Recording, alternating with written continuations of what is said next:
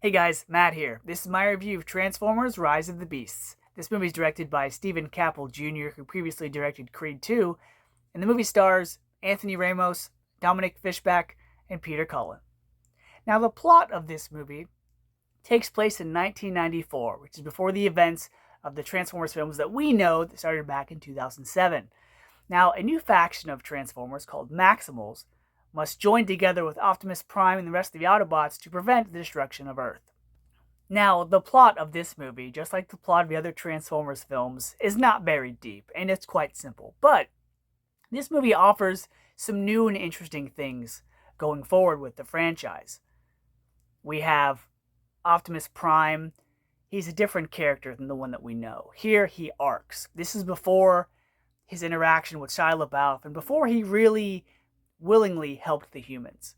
Also, we get human characters that, yes, this film is once again centered around them, but we get human characters that we can connect to and that we learn to care for. Also, this movie introduces the Maximals, which is from the classic TV show Beast Wars from '96 that I grew up with. So I was really excited going into this film. So, having seen it, was this movie everything I hoped it would be? No, but it was better than Transformers 4 and 5, which were really bad. And I would have to say this movie is probably in my top 3 of the Transformers film. And going into this film, I wanted a Transformers movie that focused primarily on Transformers. Not humans, not characters they had to protect and grow attached to, but just Transformers, have them be in the entire movie and have them be the central characters. We didn't get that this time around, but that's okay. Going into it, Anthony Ramos, I'd known him from a couple things, and after the movie, I was like, you know what? I like this character. I was a little skeptical at first, but they give him a backstory. They give him a younger brother to take care of, and they give him situations where his character grows. He's a guy that doesn't work well with a team, who by the end of the movie, is part of a team and is proud of who he is, where he came from, and what his skills are. Also, Dominic Fishback as this museum worker who discovers this ancient artifact that, she's the smart one of the team. She's able to piece together things from history to kind of determine where the locations of things are. Anyways, she's the nerd of the group, but also she's another character that you grow to be attached to. She's not one of my favorites, but you kind of need another character to kind of coincide with the character of Noah, played by Anthony Ramos. So she was fine.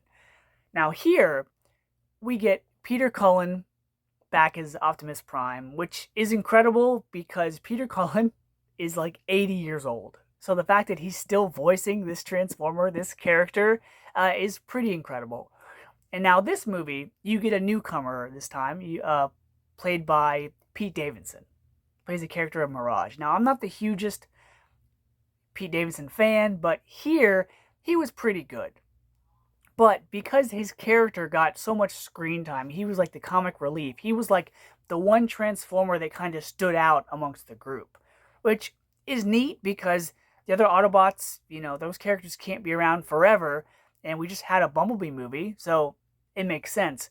But because Mirage was the closest thing to a friend that the character of Noah has in this movie, I kind of felt that Optimus Prime, the other Autobots, and especially the Maximals were kind of sidelined because it felt like this was another Bumblebee movie, but just with Mirage and Noah. Those were like the Transformer and the human character, and this felt like their movie because it's their connection the movie really revolves around. Now, it's nice to see Optimus and RC and a couple of the other ones. Even Bumblebee is back this time around, but again, they feel sidelined. They feel like they have to be there to kind of have familiar faces to make this a Transformers movie.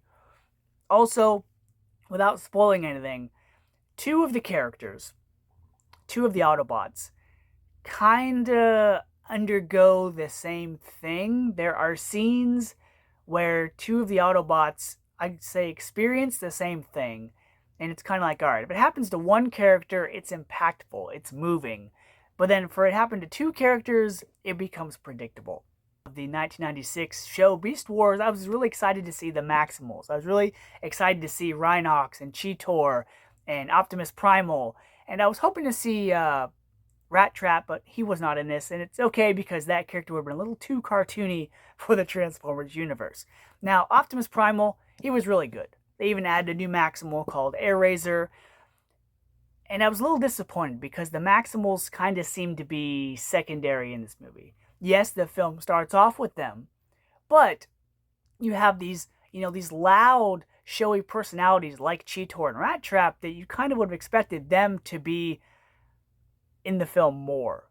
Cheetor has 3 lines of dialogue, and he's a very outgoing character. He's the character that really should have been like the Mirage character in this movie because he's enjoyable, he's friendly, he's outgoing, but they kind of sideline them. Now, as far as the acting goes, Peter Cullen as Optimus Prime, he's really good. You can tell he's getting on in age, but he still works as this character. Pete Davidson as Mirage, he's enjoyable, he's friendly, he was fine.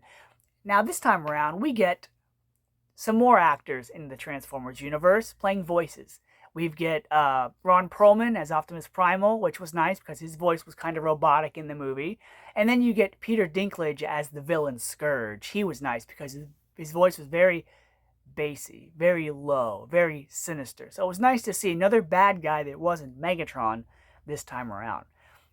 So this movie takes place in 1994. So you have to have vehicles, locations, even soundtracks to reflect the time frame. And they did just that. You had a character who, whenever they get nervous, they sing 1990s songs. So they sing Waterfalls, TLC, and a couple other songs filled out the soundtrack, which was nice. This movie took place in 1994. And because of that, Optimus Prime as a character hasn't adjusted to humans quite yet. He hasn't learned to accept them, to help them, and he's still adapting to being a leader that doesn't blame himself, that's not hard on himself. And so you get to see those aspects of that character throughout this movie. You get to see Optimus Prime learning what it takes to be a better leader, to rely on people that aren't just Autobots, not to be so hard on himself. So that aspect of this movie was really well done.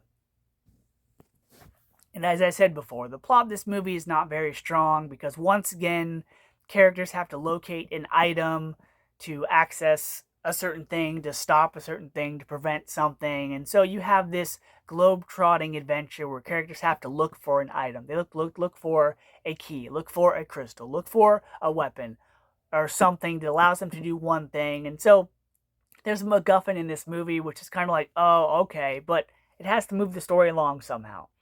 So the Transformers were all unique, they were individual, and they were interesting. And something that I have to point out is, because this is 1994, there's a reference to Marky Mark and the Funky Bunch, which is Mark Wahlberg. So this would make the third movie or franchise, along with Trainwreck and Fast and the Furious 10, that connect Mark Wahlberg and John Cena. I just wanted to point that out because it's interesting that I just watched Fast X where John Cena makes a reference to Marky Mark and they're both referenced. I just thought that was interesting because a lot of people compare them in real life. So because this movie wasn't very deep, it introduced new characters, new Transformers, this franchise realistically could keep going for a long, long time because look, this is what, the 7th movie in the franchise? And they're still coming out with Transformers and different voice actors, so they could go for quite a while. Speaking of that, this movie has 2 credit scenes. One is kind of like, okay, I figured that was going to happen type moment, but then it has another one that's very interesting. And if you know the company that's responsible for producing Transformers, you can probably put the pieces together, but it's going to be an interesting future for this franchise if they go forward with it. So that's quite interesting. So, Transformers is exactly what you expect, but this movie is different. It tried something new. It brought in a new group of Transformers, and it appeased to fans of the Beast Wars cartoon show. So, because this wasn't just the same old schlock, it wasn't bad, it wasn't your Michael Bay run-of-the-mill stuff, but it actually wanted to try something new, and it worked. I'm going to give Transformers Rise of the Beasts a B-. So this is a good movie if you like Transformers films, action. Until next time, guys.